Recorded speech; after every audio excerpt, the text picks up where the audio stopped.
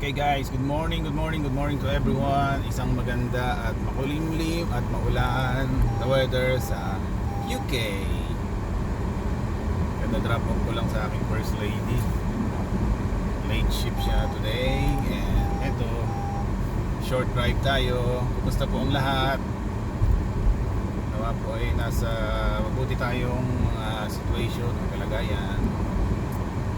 And still a blessed day today despite of this weather.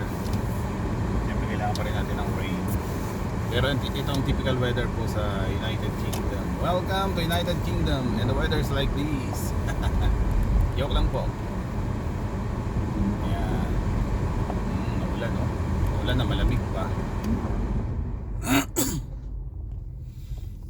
Okay din na umulan kasi for the past few days masyadong dry ang weather. Hindi naman mainit pero dry siya. At yung mga plantis medyo nag-i-start ng malanta. Kaya praise God at nagbigay rin ng ganitong weather na maulan na nadiligan yung mga plants.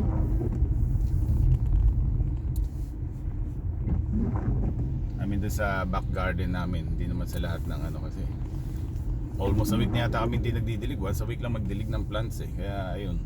Pero yung buhay na uli sila today. Masiglang na uli lahat. Okay, short drive po tayo. Punta tayo sa Tesco, ang ating favorite hangout.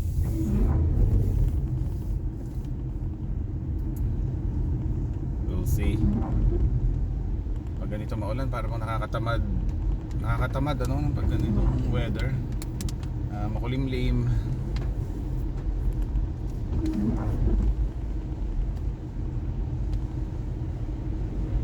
Wala yung background music natin. Yeah, that's it. Yes.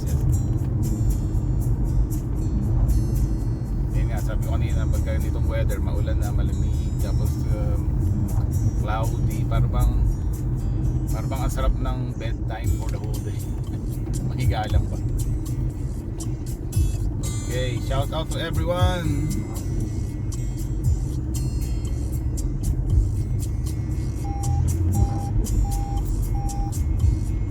Lahat ng sumusuport ng aking munting channel,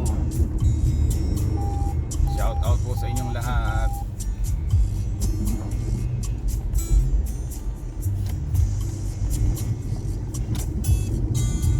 Itong ambulance ng UK, itong itsura.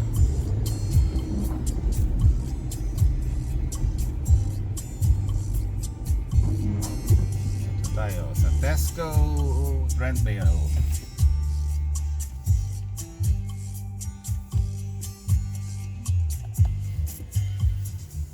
Chill lang muna.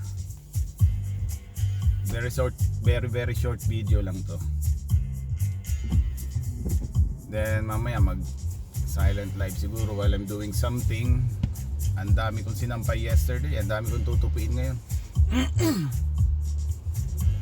At marami pa rin patutuyuin for tomorrow. So hopefully it's a good weather tomorrow. Hopefully. Mamaya ganito na naman ang weather tomorrow. Ay, yari, tambak na naman ang patuyuin. Ganito ang situation dito sa UK. Mahal naman kung lagi ka magda-dryer pag sa taas ang bill sa electricity. Hindi na nga nagda-dryer, taas pa rin ang bill.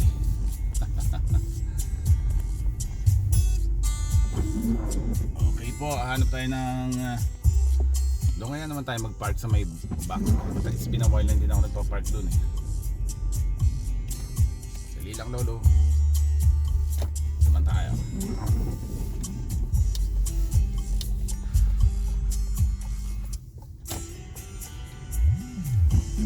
Ang layo ng parking ko. Ang layo ngayon ng lalakarin ko.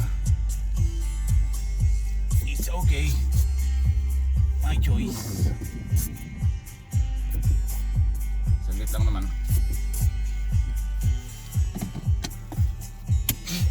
Okay po guys, see you later. Have a blessed day to everyone. Cut ko na po ang video ko dito. I'll see you next time. God bless.